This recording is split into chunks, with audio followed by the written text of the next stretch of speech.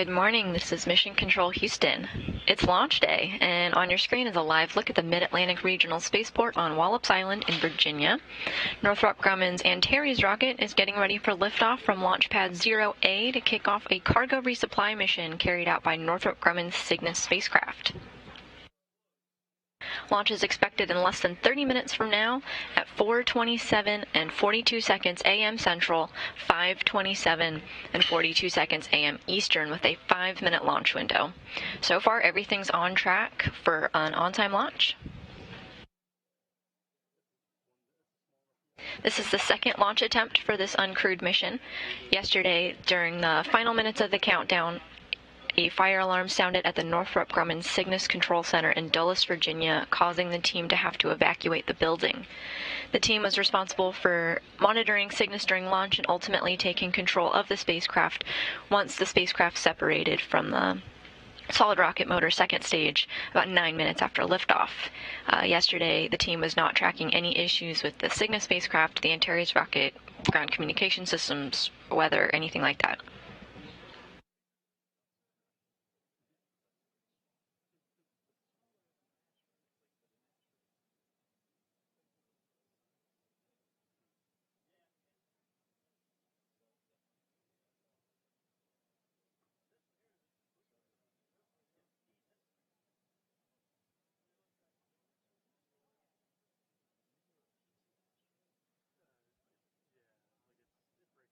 Speaking of weather, for this launch attempt, the weather is forecast to be 80% favorable, so there's a very low probability of violation due to weather. Temperatures at NASA's Wallops Flight Facility are in the mid-60s, and weather officers don't expect weather to be any kind of constraint on today's launch.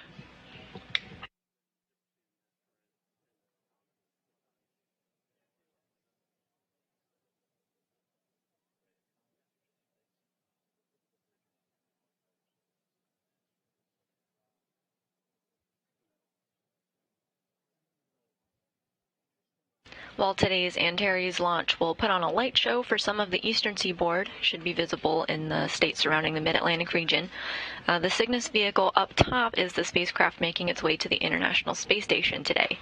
You can see it just inside the fairing there on the other side of that American flag towards the top of the rocket. It's carrying 8,200 pounds of scientific experiments, food, hardware, and supplies to the people living aboard the International Space Station, and the Antares rocket is below. And we'll get into some of the launch milestones Antares will go through in just a minute.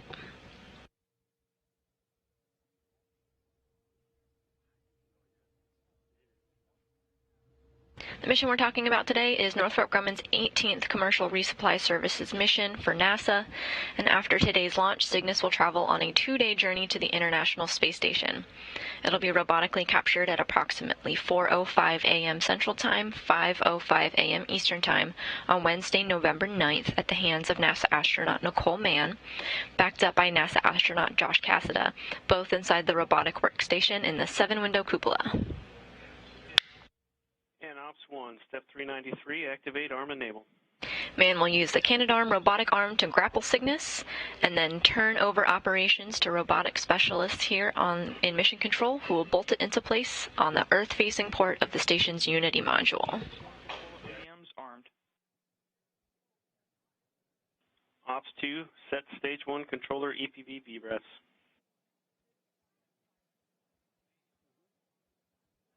And in work.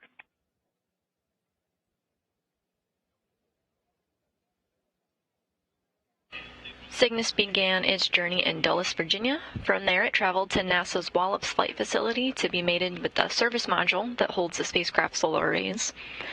It then traveled to nearby Wallops Island for fuel and integration with the Antares rocket in the Horizontal Integration Facility, also known as the HIF. The rocket and spacecraft traveled horizontally to Launch Pad 0A on Wednesday, November 2nd. Some beautiful shots of it on its way to the launch pad there.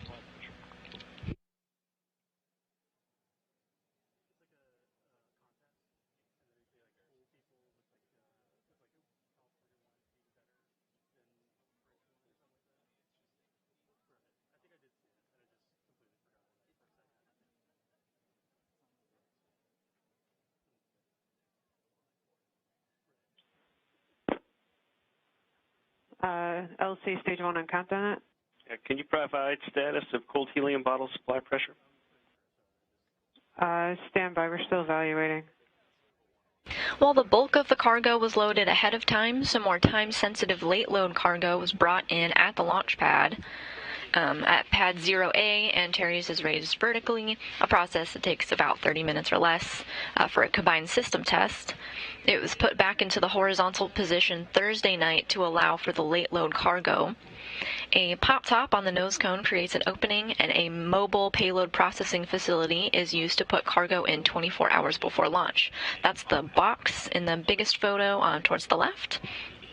This could include scientific experiments or even fresh fruits and veggies from the local community stowed for the astronauts.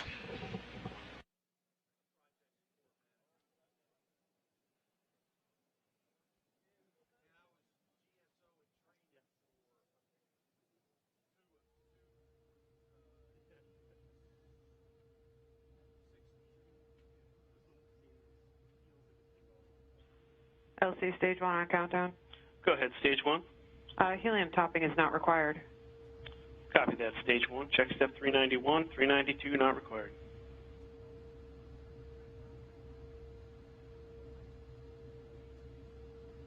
Northrop Grumman has a history of naming its Cygnus spacecraft after a pioneer of human spaceflight.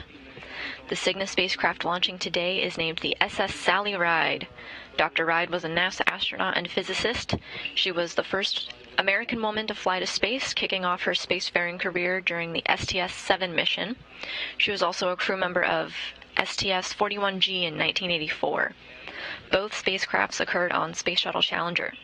An advocate for student outreach, she co-led the creation of the Earth Cam, where students can control a camera outside of the International Space Station to take photographs of the Earth. The program is still operational today.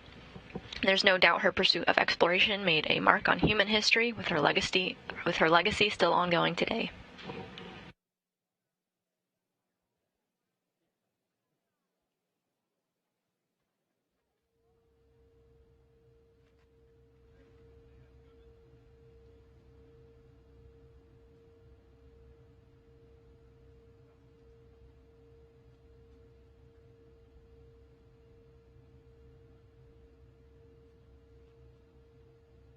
We're now just 20 minutes away from launch.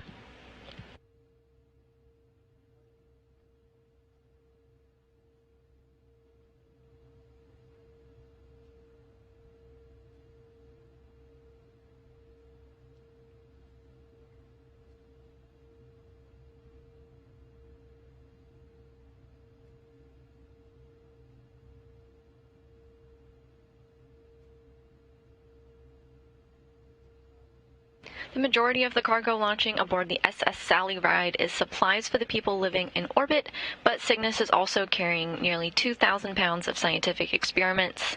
These will directly support dozens of the more than 250 science and research investigations that will occur during Expedition 68. Shortly after launch, we'll get some more details on how this mission will support upcoming spacewalks outside of the space station for future IROSA solar array deployment from NASA's Jeff Arend. Until then, let's take a look at some of the science experiments on board Cygnus, launching to the International Space Station today. Yeah, I'd like to bias it.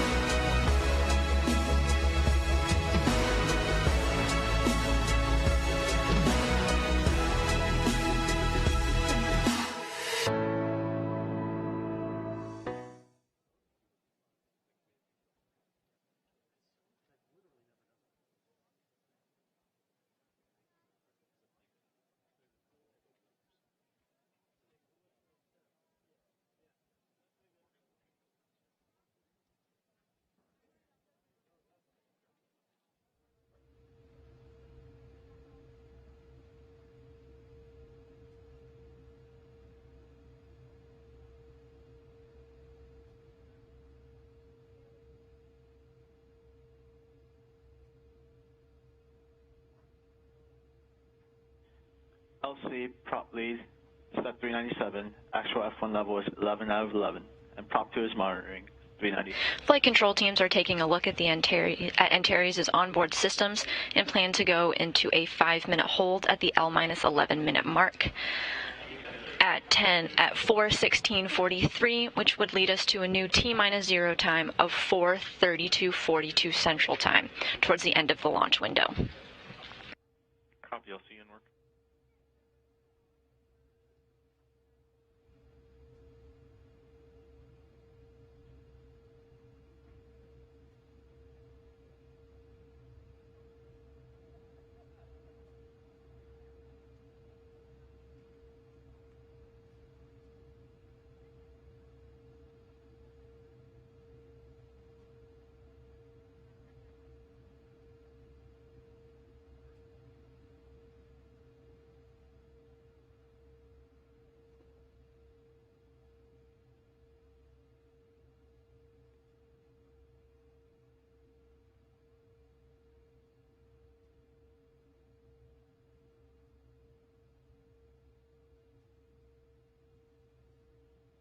LC Core 1, countdown 1.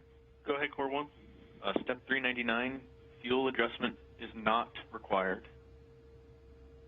Copy that, Core 1. And Prop 2, arm OCCS for no adjustment to fuel level.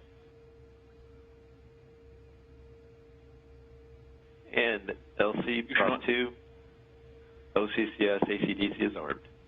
ACDC confirmed.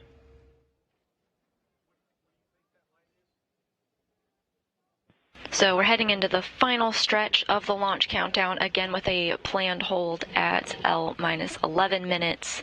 We do have a guest from Northrop Grumman with us here today, Christina Halona. Thank you for joining us not only yesterday, but today as well. Christina, do we have you? Hi, Chelsea. Yes, you do have me. Thank you. It feels good to be back again. And I just want to thank you all who are joining us live to see a successful Antares launch and Cygnus mission to the International Space Station. And once again, as a Navajo woman, I'd like to wish you all a happy Native American Heritage Month as well. Christina, that's great. So launch is now set for 4:32 a.m. Central Time towards the end of the window. Can you tell us about some of the milestones we can expect going up to countdown? Sure. So there's still some pre-launch milestones that are left. Right now, we are currently at the tail end of the propellant loading operations. When that is complete, the team will top off the propellant and do some fuel adjustments. Then you'll hear a final go, no-go poll that you'll hear here soon. That will be completed to proceed with the final countdown to launch. And then at about 3 minutes before launch, the auto sequencer will be initiated. This is where Antares' internal flight computer takes over and commands the vehicle. So the auto sequencer then goes through the final steps of prepping the vehicle for launch, and then we will proceed through the final countdown. And Ops 1 and LCP advised, I'm going to go ahead and forward these steps to both of you again. And Christina, what about post-liftoff? What milestones should we expect for the Antares rocket?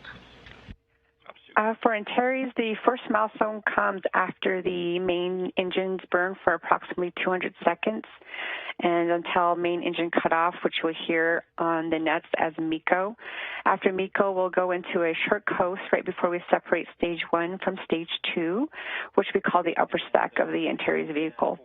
We'll continue then to coast for about 30 seconds or so before fairing separation, and then we will have an internal separation where the Stage 2 flies out of the external upper stack.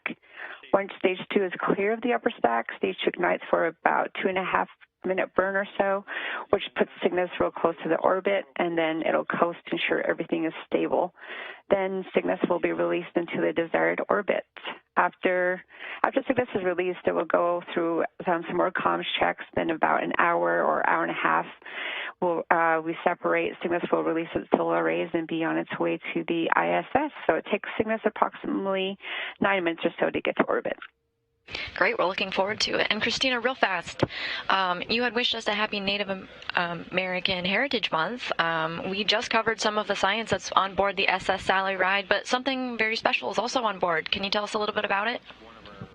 Yes, and as you mentioned, the Herc Grumman names each Cygnus spacecraft in honor of substantial contributions to an individual with substantial contribution to the United States space program and human space flight.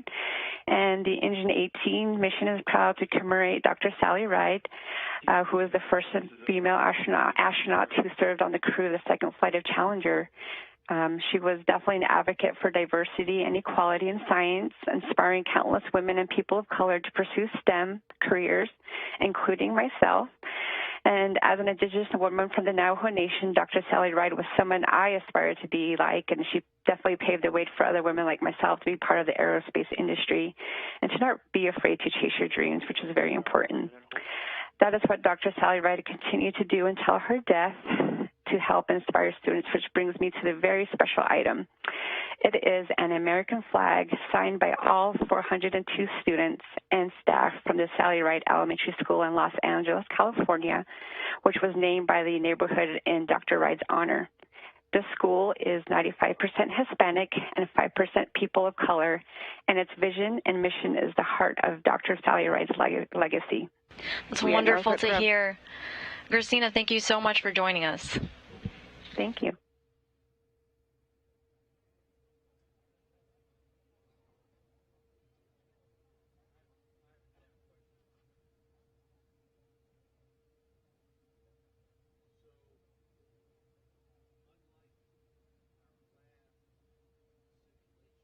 We're now in the 5-minute hold.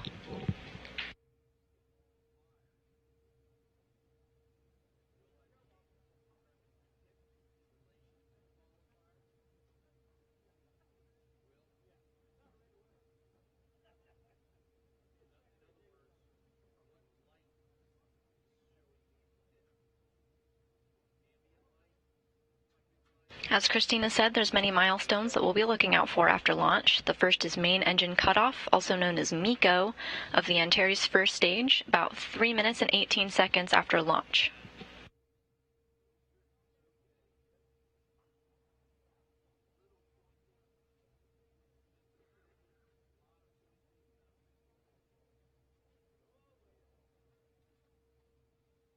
About 6 seconds later, the first stage separates, so the first stage engine is turned off, it did its job, and the stage is discarded. About 30 seconds later, the fairing will separate. This is the shell that surrounds the Cygnus spacecraft during launch. LC, this is CMD, step 410. Cygnus is in launch mode and nominal. Copy that, CMD, check step 404.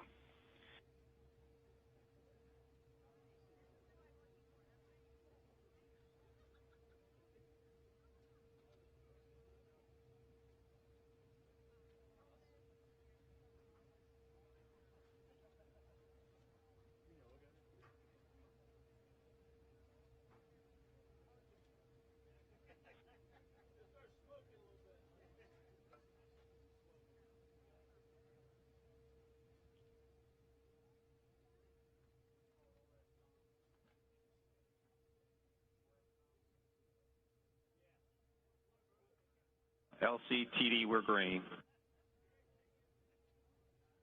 LC copies. LC, this is LD, proceed. Ops 2, initiate evacuation of fuel cavities. In work.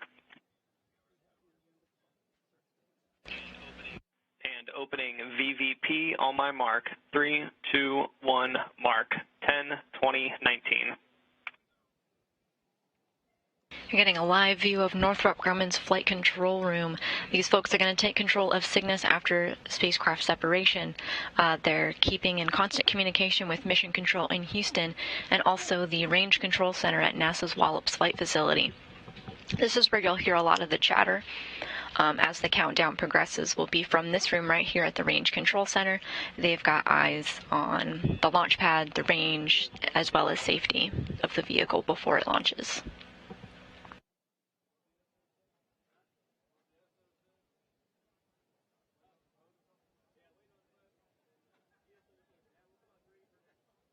At this time, I'd like to proceed with final countdown poll. GSO. GSO, go. RSO. RSO, go. TD.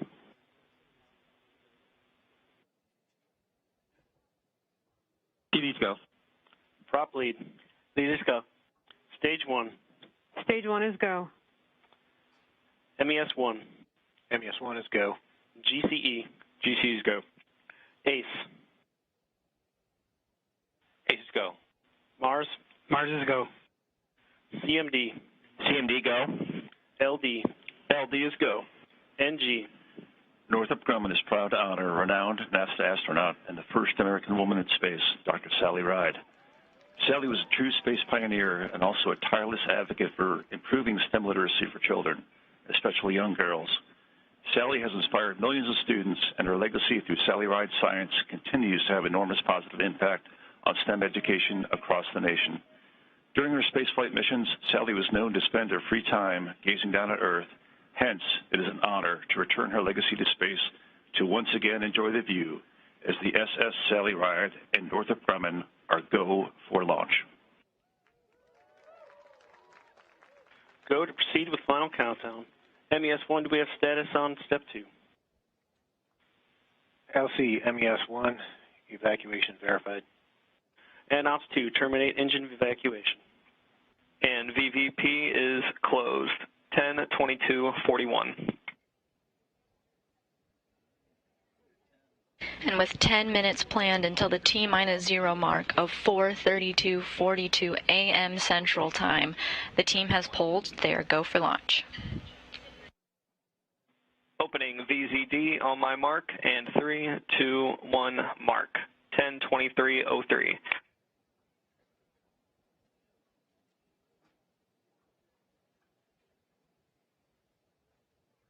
And ACE, LC on countdown 1. Go ahead, LC. Yeah, steps 405 and 406 still not required? Stand by.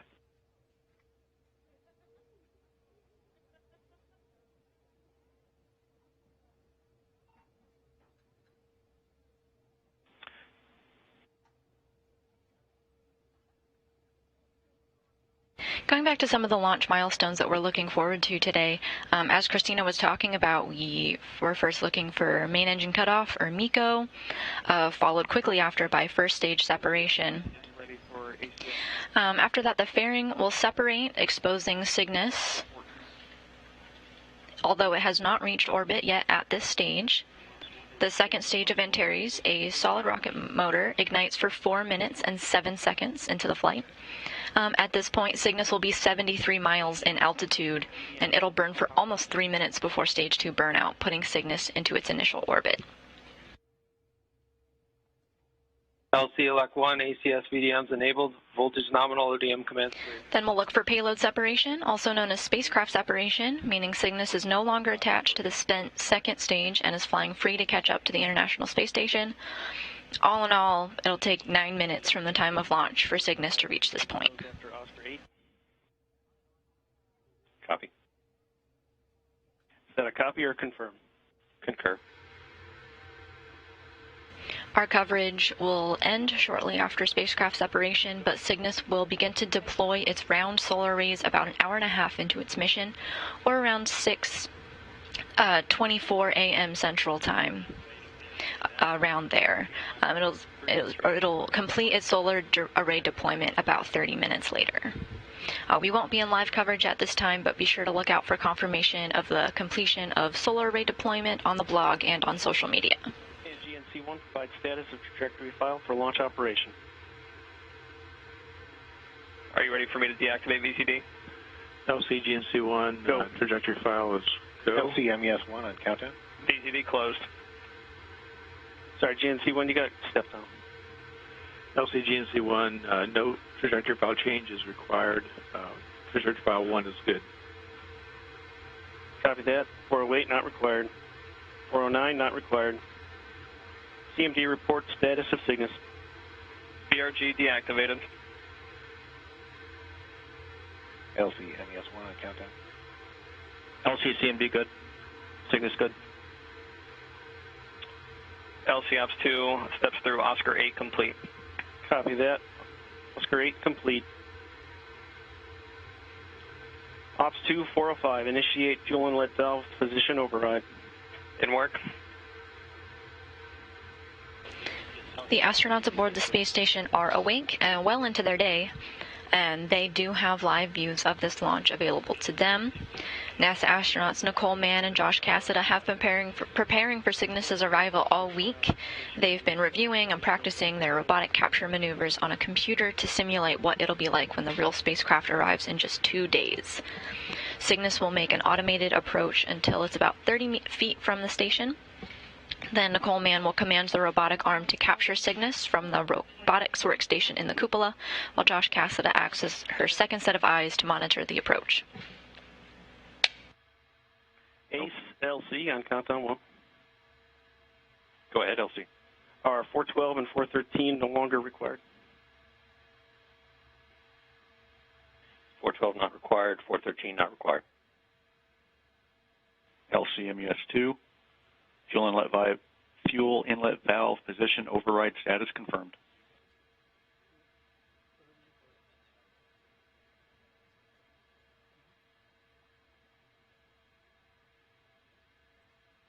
Copy 406 complete. And prop lead, I got your call on 418. Ops 2 initialized ground ordnance power supplies. Ground ordnance power supplies initialized. Ground ordnance power supplies nominal. And 422 is not required. Ops 2 copies.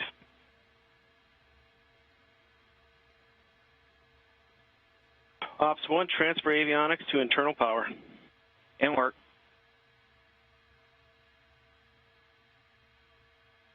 This chatter that you're hearing is coming from the Range Control Center at NASA's Wallops Flight Facility as they move through their countdown. You can think of it as mission control for the rocket before it leaves the ground. They're monitoring the procedures leading up to launch, which you're hearing now, monitoring weather systems, aircraft in the area, and are monitoring the safety of the situation in the unlikely event that the rocket veers off course or is acting off nominally. Another set of eyes. They're working really closely with the Cygnus Flight Control Center in Dulles, Virginia, as well as Mission Control here in Houston, under the direction of Flight Director Adi Boulos. LC Elect 1, SNAs, ODMs, all armed. NASA TD, report range status. Range is green. And MES1, can you confirm engine priming status is verified? It is verified.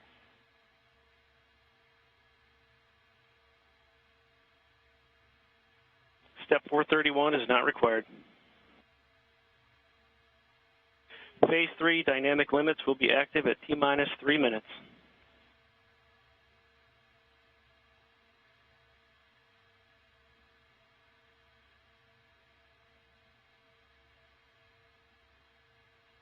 And launch team, despite regulators, alarm clocks, and desiccant dryers running amok, we are on schedule.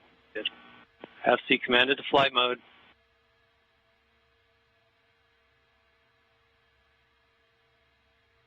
Auto sequence startup.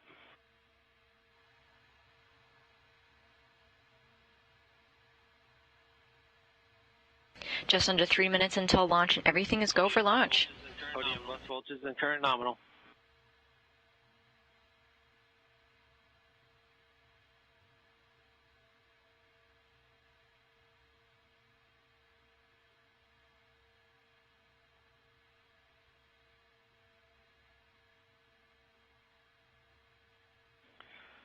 Ops 2, switch to GNC1, verify ready for nav mode. LC, GNC1, or nav ready for nav. Ops 2, switch to nav. LC Ops 2, switched to nav. LC, GNC1, orb nav telemetry verified. The teams opted to move to the end half of the 5-minute launch window with a new T-0 time of 4:32:42 a.m. Central Time. Mark.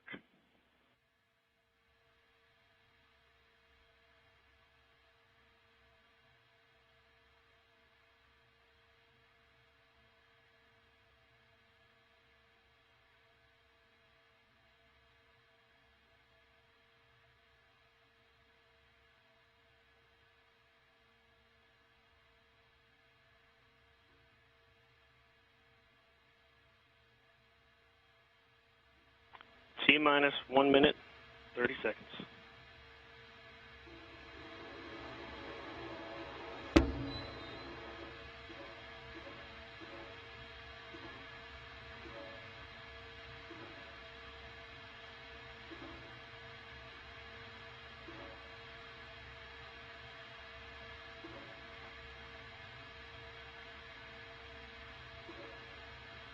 We're well into the terminal count with T-minus 60 seconds and counting.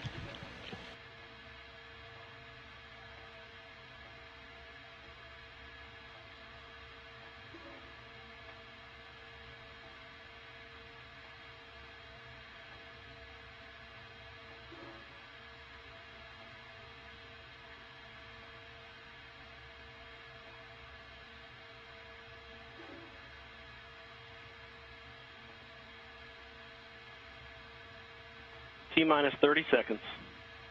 Godspeed, Doug Harvey.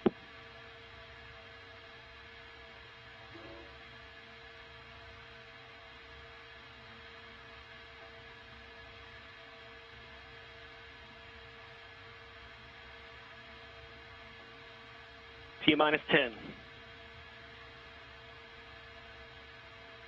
5, 4, 3, 2, 1. Engine ignition. We have liftoff. We carry NG-18 launch vehicle on flight. We have liftoff of Northrop Grumman's 18th Commercial Resupply Services mission. The SS Sally Ride has begun its journey to the International Space Station.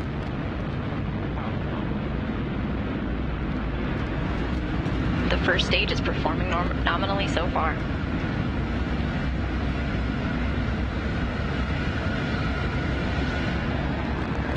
Operating steadily at 100% thrust.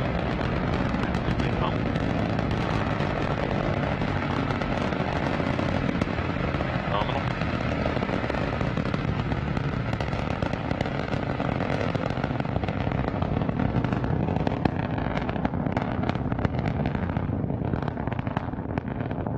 Core pressurization valves functioning as expected. Vehicle remains nominal.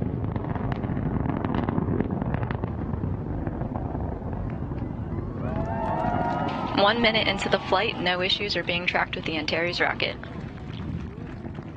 We are passing through max Q. Vehicle remains nominal. Antares is passing through max Q, the area of maximum dynamic pressure on the rocket. Power remains nominal. Passing through 50,000 feet. Attitude remains nominal. Passing through 5,000 feet per second. Core pressurization valves continue to function as expected.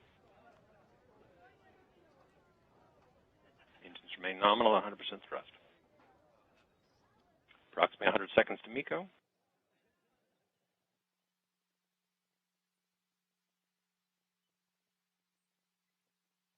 Passing through 100,000 feet.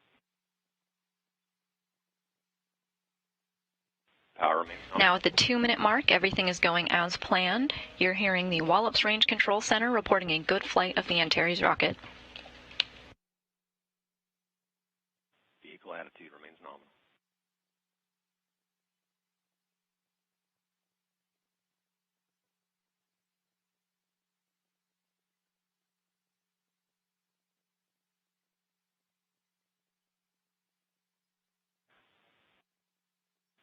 Nominal attitude.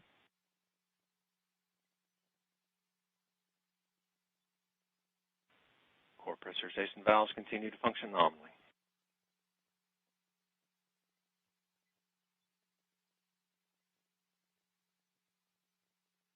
We have begun slow throttle down. Throttle down is the precursor to main engine cutoff. MECO occurs at the 3-minute 18-second mark of the flight, followed right after by first stage separation. Coming up at the 3-minute mark, just seconds away from main engine cutoff.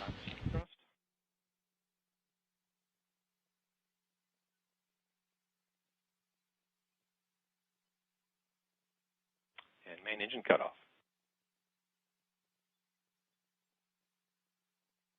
Stage 1 separation. First stage separation confirmed from Wallops' Range Control Center just as planned about 6 seconds after main engine cutoff. Less than 20 seconds to go until fairing separation to unveil the Cygnus cargo spacecraft.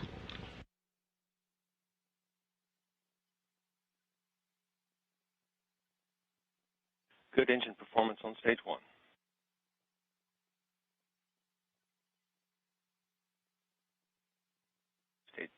Stage 2 ignition in approximately 10 seconds. We have fairing separation.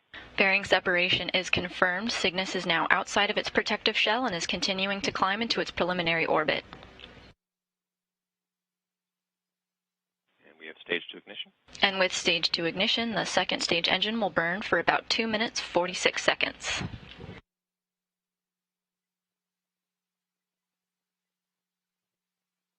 The stage 2 Castor 30 XL motor will burn for approximately 2.5 minutes.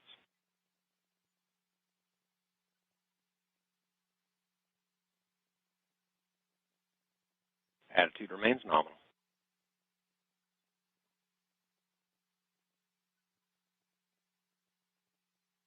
Stage 2 TVC is nominal. Electrical power remains nominal. Attitude is nominal.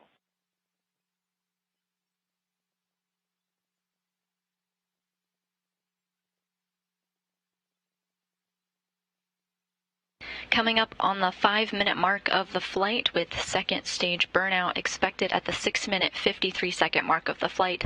At the time of second stage burnout and orbital insertion, Cygnus will be at an orbital altitude of 109.5 miles or 176.2 kilometers. Attitude remains nominal.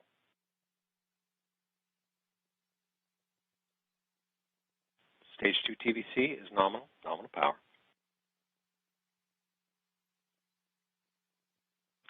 Attitude remains nominal.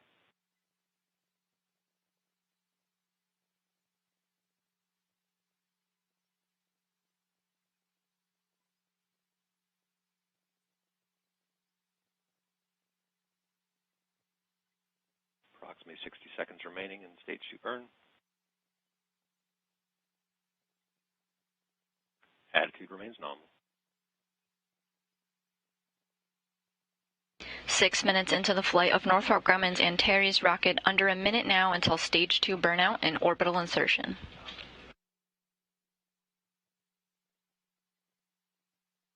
Vehicle attitude remains nominal through stage 2 burn. Stage 2 TVC is nominal.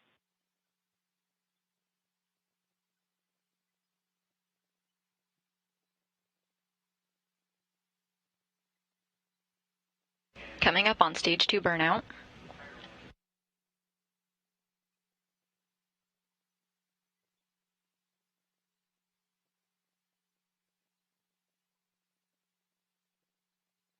We have stage 2 burnout.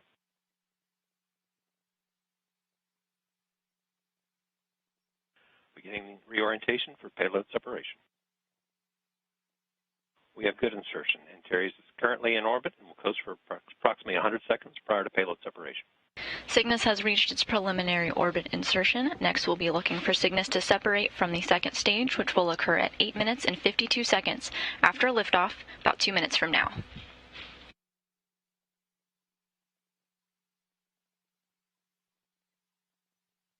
Antares power remains nominal during this coast.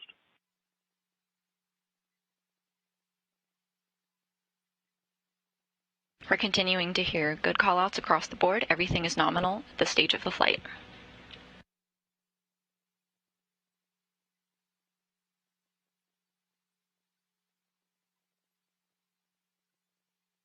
Approximately 60 seconds from payload separation. Vehicle attitude remains nominal.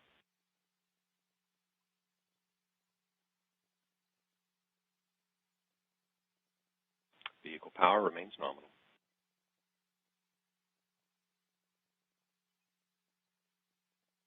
Now, 8 minutes into the flight, Antares continues to perform nominally to put the SS Sally Ride Cygnus on its way to the International Space Station. Spacecraft separation is expected in less than 1 minute. Power remains nominal. Approximately 30 seconds from payload separation.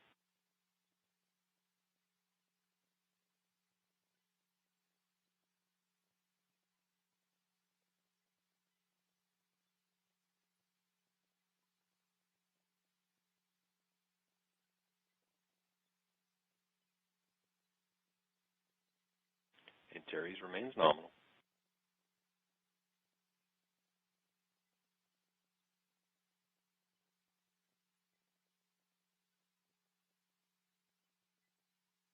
And we have payload separation of the Cygnus spacecraft. spacecraft separation is confirmed. Antares launched at 4:32:42 a.m. Central Time, 5:32 a.m. Eastern, at the end half of the launch window. At the time of launch, the International Space Station was flying over the Indian Ocean southwest of Australia. Okay, launch team, let's maintain our discipline, close out the pad, proceed with our post-launch checklist. Step 448, Prop 1. Could you give status on pulse purging? LC Prop 1, first helium pulse purging cycle is complete. You can see some celebration from the Range Control Center at NASA's Wallops Flight Facility. Cygnus has successfully separated from the second stage of the Antares rocket, and at this time, operations of the vehicle will move to Dulles, Virginia, under the direction of Northrop Grumman's Cygnus flight controllers.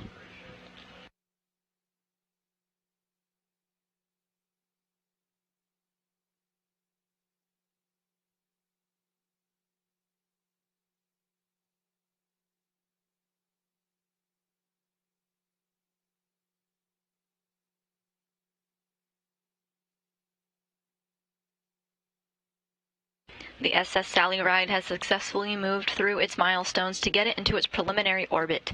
It will spend the next 2 days catching up with the space station for a rendezvous and capture, followed by the installation of the vehicle to the Earth-facing port on the Unity module.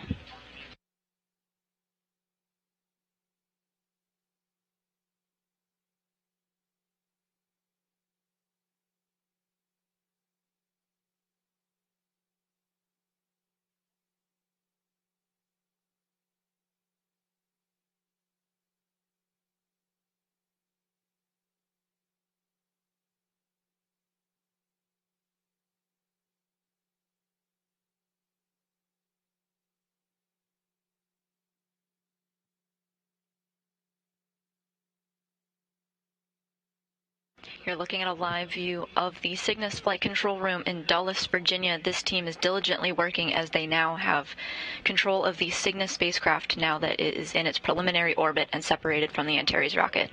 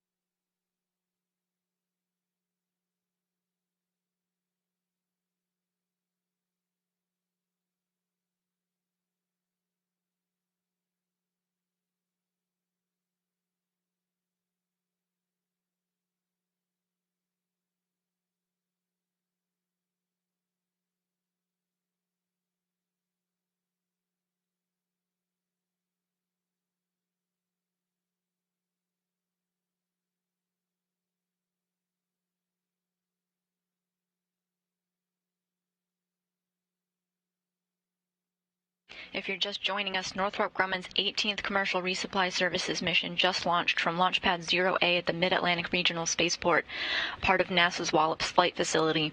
Cygnus is carrying 8,200 pounds of scientific experiments, food, hardware, and supplies to the people living aboard the International Space Station. We highlighted a couple of the scientific experiments on board, but this Cygnus is also carrying a number of tools as well as hardware that our spacewalkers might use in future spacewalks. You can get a breakdown of what's on board now.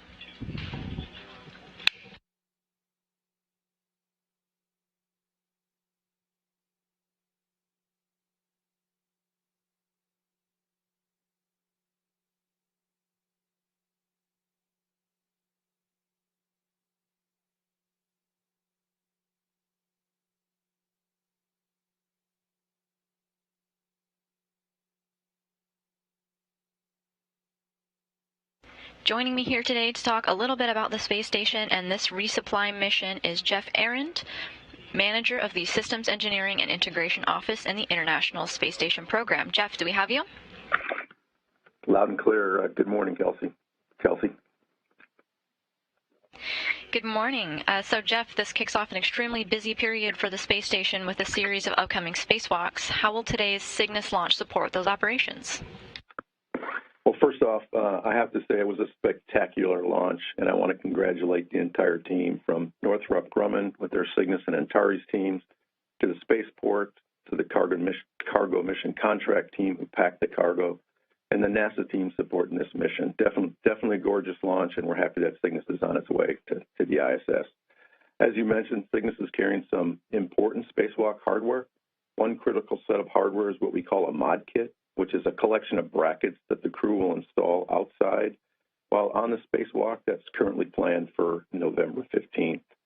The crew will partially assemble it inside, just hold on a second here, inside, and then they will take it through the airlock and install it at the base of a solar array wing so that it can be a support structure for a future set of rollout solar arrays.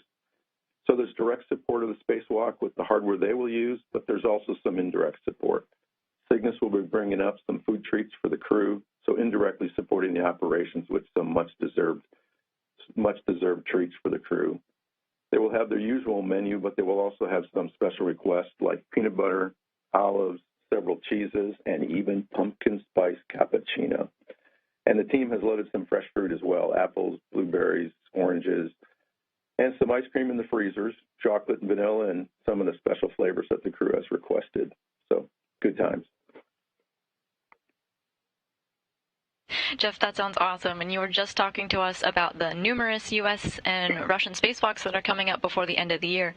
But that's not the only thing the flight controllers have their eye on in mission control. Can you tell us a little bit more about what's on the horizon for the rest of the year?